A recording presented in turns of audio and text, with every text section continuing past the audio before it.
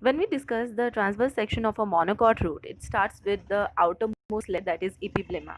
And this is a single layered structure which consists of thin walled cells. And it is also tubular, consisting of unicellular elongated epiblema cells. These are the cells which elongates and forms the unicellular root hairs in case of the monocot roots. Now, the next layers which are present is the cortex.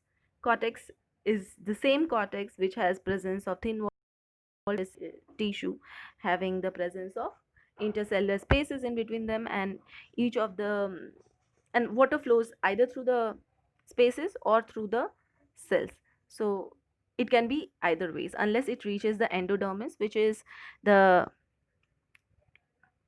next layer. And the endodermis, like again in case of monocot roots, when the root is very young, at that time there will be presence of only endodermis, but older roots they have presence of exodermis. And this exodermis helps as a protective layer when there is any breakage or any injury to the epiblema cells.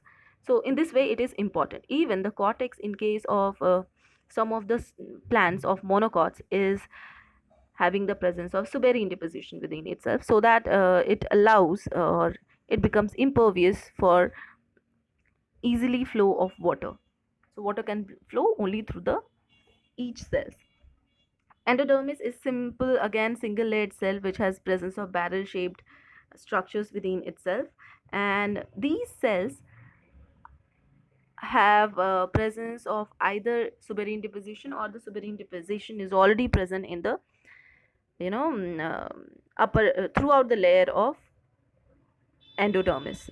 So either cases, either the endodermis has halfway presence of thicker cells or suberin Casparian strip, or otherwise from the initial stage of the or from the outermost layer of endodermis there is presence of suberin deposition around it. And this suberin deposition is formed because of sclerenchymatous cells, generally in case of monocots. Next is the pericycle layer, which is innermost layer as compared to the the endodermis. And this pericycle layer consists of various cells and most of various layers. These all layers are made up of sclerenchymatous cells.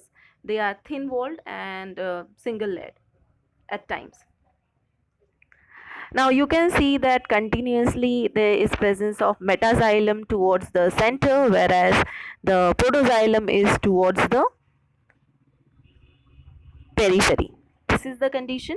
Now the question is, what kind of arrangement is this? Is it exarch arrangement or is endarch arrangement?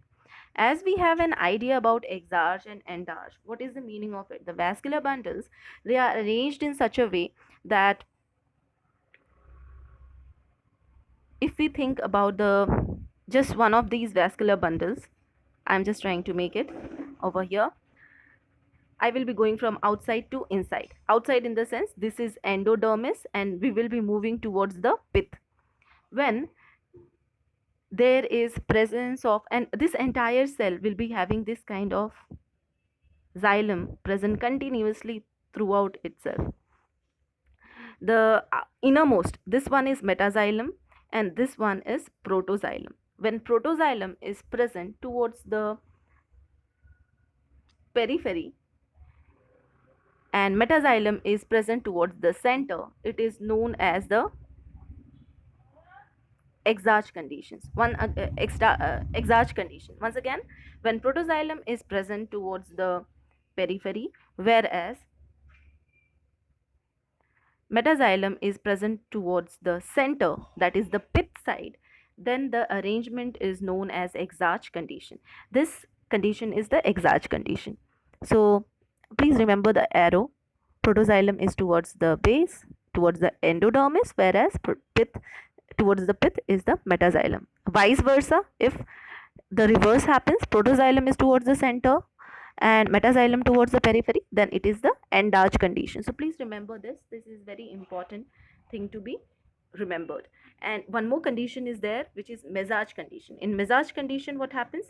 The presence of protoxylem is towards the center, and towards both the sides there is presence of metaxylem. So in the center part, this center will be the protoxylem, and both the sides there will be presence of metaxylem.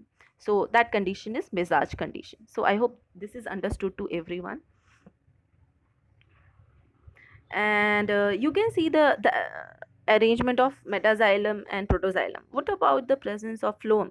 Phloem are present at the in between both the, or in between two xylems, xylem layers. So that is the way it is arranged. Now if we talk in details about the arrangement, the vascular bundles are radial. You can see they are radially arranged, and they are many in number. So polyarch or exarch condition is there, which we have already discussed why. Large number of xylem and phloem groups together to form alternate layers. So one is xylem, another phloem, xylem, phloem, xylem, phloem. This arrangement is there. The metaxylem, it consists of large tracheids, which shows reticulate pit formation in the tracheids, and protoxylem faces towards the periphery. That is what we have seen. Protoxylem is towards the periphery and metaxylem is centripetally located in case of monocot roots. And the parenchymatous cells are associated with xylem, whereas at times we see that these parenchymatous cells which are present, they are having lignified, or they are sclerenchymatous having lignification within them. Pith is the central area.